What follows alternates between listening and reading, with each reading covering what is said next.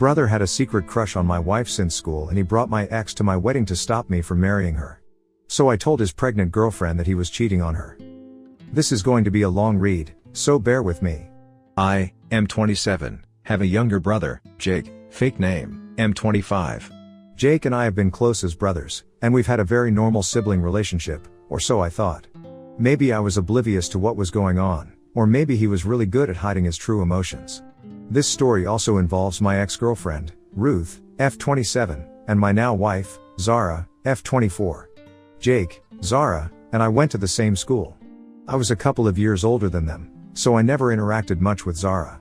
I knew Jake and all of his friends, and we played together at times, but that was the extent of our interaction. By the time I reached my junior year, Jake and I started growing apart a little because we had very different interests. I kind of figured that something like this would happen, and that it was a natural outcome of growing up, so I didn't really push for a close relationship with him. We did hang out occasionally, but we didn't share secrets. Boys don't really do that, so it didn't bother me much either. The only thing of significance to this story is that while I was about to leave for college, Jake was hanging around with a couple of his friends and their girlfriends, one of whom was Zara. Before you start accusing me of being a creep or a groomer for going after a 15-year-old, I want to make it clear that nothing of that sort happened. I met all the kids over there, and one of them asked me where I was going to college. When I told them, Zara chimed in that it was her dream university, and I just remarked that she was more than welcome to ask for my help when she applied. That was it. I had no other interaction with her at school. I then went off to college and forgot all about that little interaction because it was inconsequential. In college, I met Ruth. We were classmates, and we hit it off instantly. It took me a while to ask her out, and I managed to do so in my third year of college. She said yes, and we started dating. At the beginning of the relationship, everything was great. We understood each other well because we were struggling with similar things and wanted a similar life for ourselves. So, I felt like I really understood her. I landed a well-paying job right out of college, but unfortunately, Ruth did not. I was more than willing to help her out, and we decided to move in together to save costs. She was applying for jobs left, right, and center, but somehow, even after making it to the interview stage, she never got accepted. I knew this was taking a mental toll on her, and while I did earn enough for the two of us, it was still difficult to save much because it was so early on in my career. She kept applying to different places for over a year, but with no luck. It was devastating for her, and I tried to be as supportive as possible. However, soon after, she got the idea that we could live comfortably on my income alone, and she stopped trying altogether. Initially, I thought she was just exhausted from applying and getting rejected, and that it was taking a mental toll on her, so I welcomed the change. I told her to take some time off and do things she enjoyed, which is what she did. This went on for 3 or 4 months. She got happier, less stressed, stopped complaining as much, and was in a much better mental state than before, and I was happy for her. I thought I'd gently nudge her to start looking for jobs again in the next few weeks. A month later, I broached the topic, but she had a very bad reaction to it, saying that just the mere mention of going through that harrowing process again was enough to make her cry, and she told me not to bring it up again. She said she would start applying when she was ready. I trusted her word and didn't want to pressure her or come off as unsupportive, so I agreed. 2 years after I got my job, I received a promotion with a significant raise. I was overjoyed because now I could finally start saving and doing things I enjoyed. For the last 2 years, I had to put many of my desires on hold in order to support 2 people on my income. Coupled with Ruth's mental health struggles, my own hobbies naturally took a back seat. I was relieved that I could now have some money to enjoy myself. However, the minute Ruth found out that I had received a raise, she started begging me to help fund her niece's education. Ruth's brother was broke and could never hold a job for more than a couple of months. He had gotten a woman pregnant and had no idea. The issue was that the woman died, leaving no family, so the child went to Ruth's brother. And he was thoroughly unequipped to take care of another human being. Ruth begged me, saying she loved her niece, I don't know how, as they had only met twice, and that she would never forgive herself if she couldn't help her out. This was all becoming too much for me, so I told her that I'd think about it and left it at that. Part of me was genuinely considering giving her the money, but another, nastier part of me thought that it was her niece, and she could get up and pick up a job any job and help her out. I drank a lot that night, and as I kept drinking, all the rationale and logic that I had buried in my mind suddenly came rushing to the surface. I had always suspected that Ruth was trying to leech off of me, but I never gave much weight to those thoughts because I was in love with her. However, I couldn't shake those feelings anymore. I was funding her entire life, which I was happy to do, But to expect me to fund her niece the minute I got a raise, especially at the cost of what I wanted for myself, seemed a bit much. I knew it was time to take a stand for myself, because if I started funding the niece now, I'd never be able to get out of it for the rest of my life. The next day, I sat Ruth down and told her that I would not be funding her niece, no matter how dear the circumstances. I also told her that if she felt bad for the poor kid, she was more than welcome to pick up a job and help her out. That would be her money, and I didn't care what she did with it. She tried to butt in, saying that I was being cruel and that an unfortunate child needed my help, but I wasn't having any of it. I also told her that if she wasn't going to get a job, the division of household chores was going to change. We had no kids and no pets, so I expected her to pick up 80% of the chores if she wasn't contributing financially. I told her that I had slaved away for the last 2 years juggling work and home and supporting her, but now I needed a break. If she wasn't willing to support me monetarily so that I could have more money for myself, then she had to help take some of the workload off of me. To say that she started yelling would be an understatement. I don't think I have ever had the unfortunate experience of listening to such high decibels before. It was a miracle I didn't leave the conversation with my ears bleeding. During her long tirade, she called me every name in the book: manipulative, gaslighting, financially abusive, misogynistic, you name it. But to me, I just needed a break. Why were we even partners if she couldn't do this for me? The fight went on for a long time. I think she believed I would give in because I've always been non-confrontational. To her surprise, I didn't. We were at a stalemate for a few more days when I tried to revisit the topic, but she shut me down again. That's when I knew we were done. There was no future for me in this relationship, where all I was doing was subsidizing her life and getting nothing in return. The breakup was ugly. She didn't have anywhere to go because she didn't have a job. I told her that I was willing to give her some money to sustain herself for a month or two, but by then, she should have her situation figured out because I was done. Cue the waterworks. She started crying, saying I was bluffing and pulling the entire drama routine. I told her that I wasn't interested in this relationship anymore, and my decision was final. There was no way to salvage it, and all the remedies she was suggesting now should have come to her while we were still together, not as a last resort. Despite me setting her up for a couple of months, the breakup was still ugly. It was only after she moved out that I realized just how much dead weight I had been carrying. I had so much time and energy to devote to myself. I picked up hobbies I had abandoned back in school. It was through these hobbies that I reconnected with Zara. Zara didn't go to my college but ended up pursuing painting and the arts as a profession.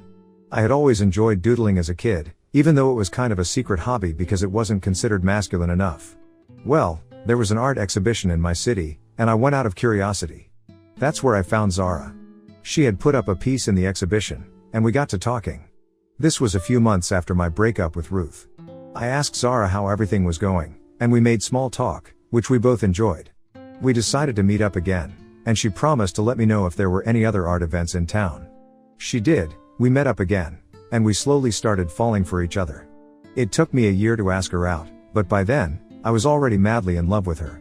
I tried asking Jake about her, but he said they hadn't been in contact ever since she broke up with the guy from his friend group back in school.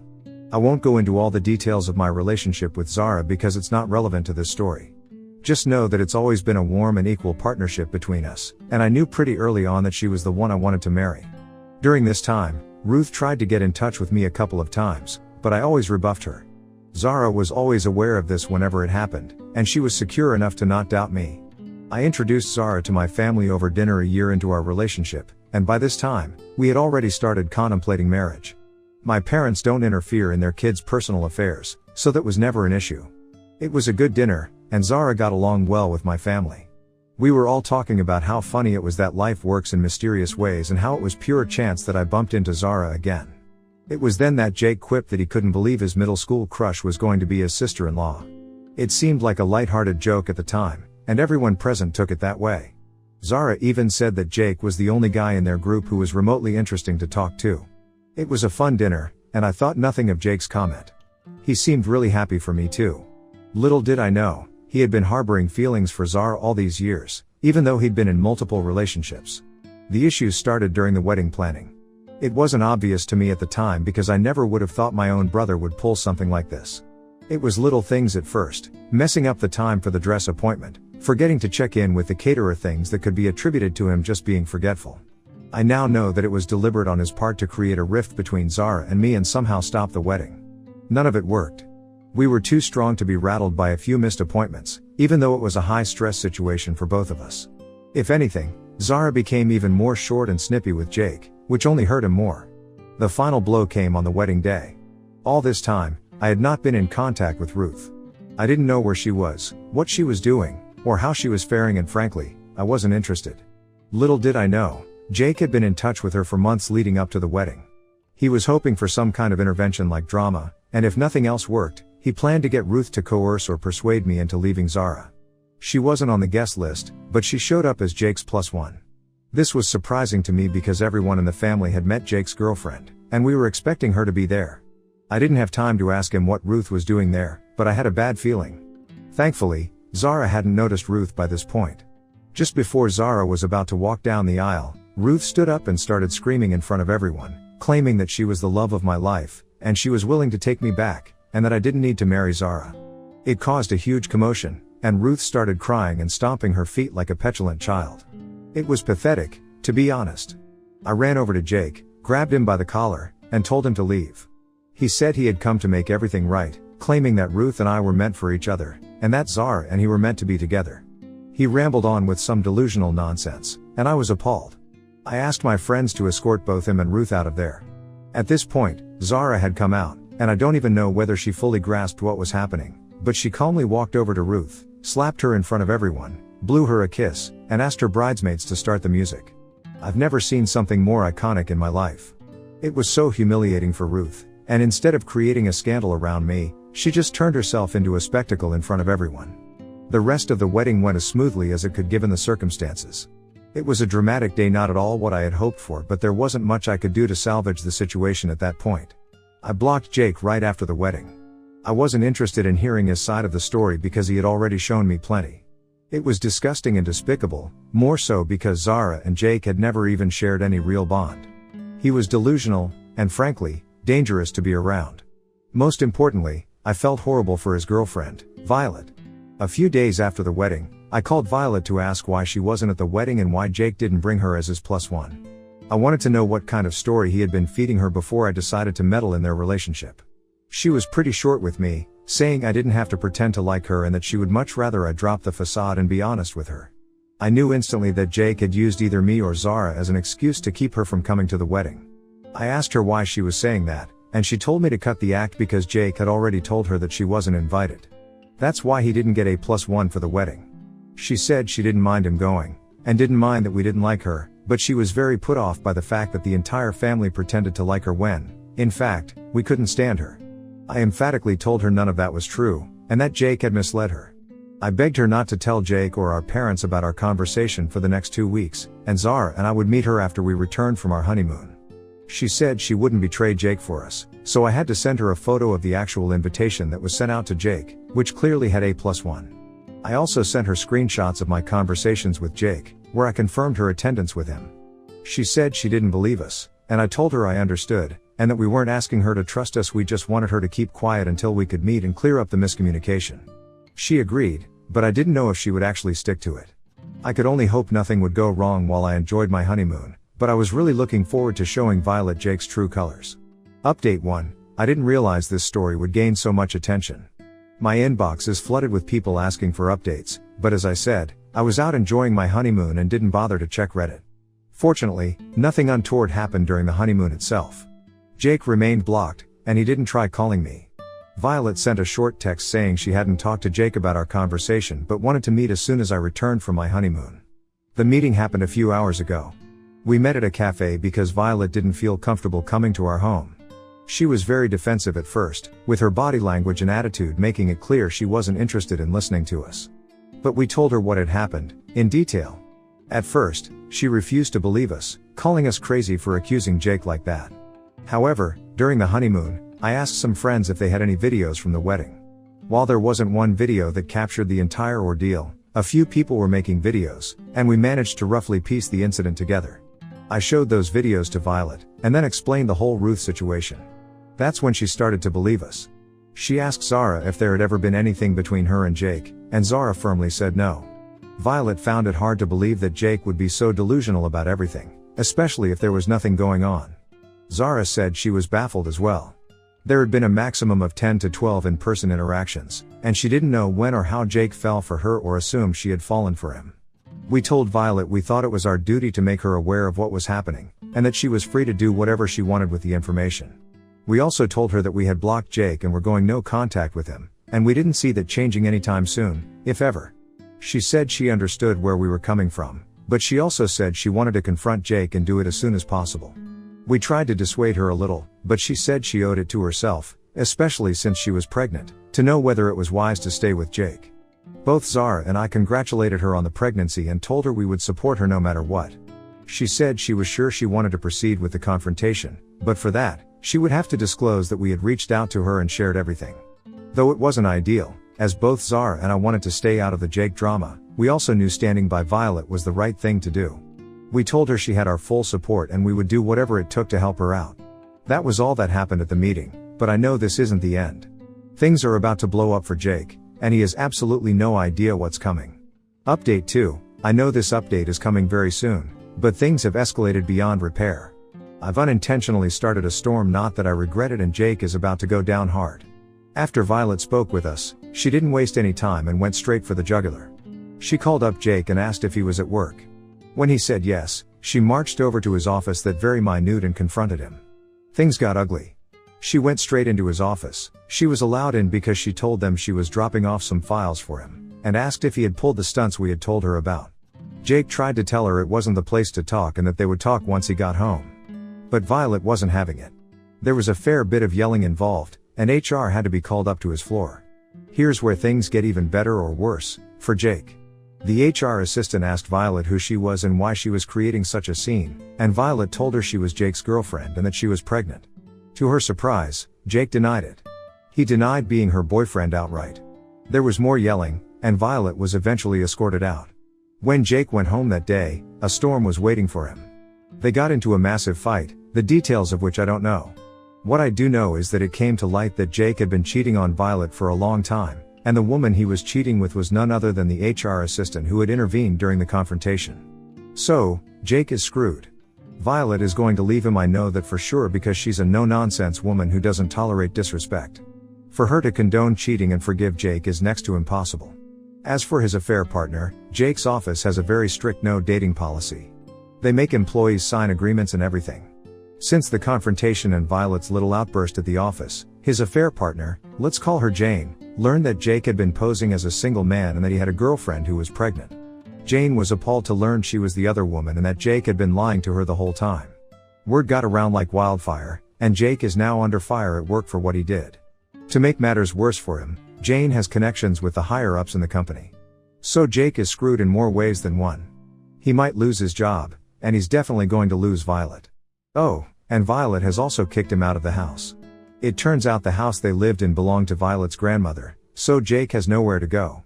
Jake paid us a visit in the middle of the night to explain all this to me. I don't know why, but I let him in. I've never seen him so furious in my life. He kept screaming about how I ruined his life, and how I never deserved someone like Zara, and that she would one day leave me for him. He sounded so unhinged, it actually made me scared for his mental health. He needs help, a therapist, or maybe even a psychiatrist. Jake got violent with me too. I know people will call me an idiot for not calling the cops on him, but at the end of the day, he's my brother, and I didn't want to cause more problems for him. I felt pity for him more than anything else. It's impossible to fathom how someone can destroy their life with one stupid decision. He had everything anyone could have wanted: a great job, a loving and loyal girlfriend, and now a baby on the way, and he blew it all away with one stupid decision after another, living in a bubble of weird fantasies. I just feel sorry for him at this point. Update 3, Jake lost his job. This comes as no surprise, but I still feel bad.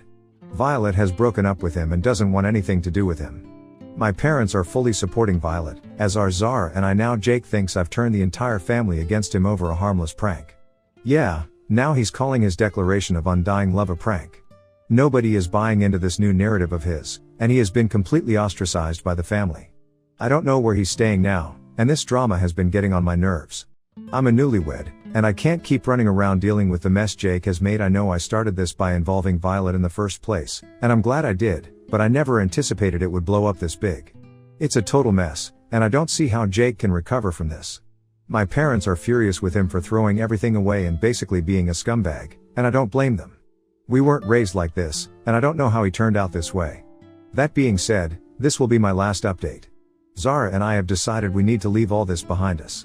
We will be there for Violet and our niece or nephew in whatever capacity she needs, and she will always have a home with us, but other than that, we're done. Thank you, Reddit, for all the advice. I never thought I'd have a dysfunctional story of my own to share, but well, it is what it is.